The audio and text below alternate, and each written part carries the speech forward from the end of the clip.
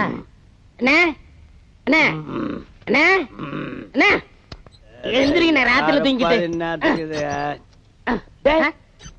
நீயாடா நடு ராத்திரியில ஊரே தூங்கிட்டு இருக்கு, நீ எதுக்குடா இங்க வந்த?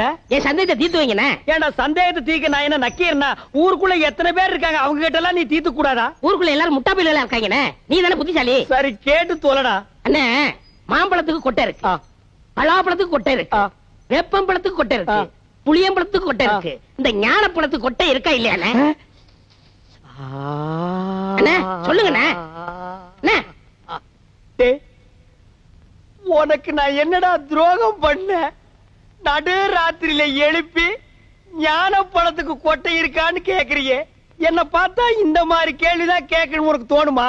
டேய், அத கையில வாங்கின புள்ளையா இருக்கே, அந்த பழத்துல கொட்டை இருக்கா இல்லையான்னு சந்தேகம் வரல. உனக்கு ஏண்டா வந்தது? ஞானப்பழத்துல கொட்டை இருந்தா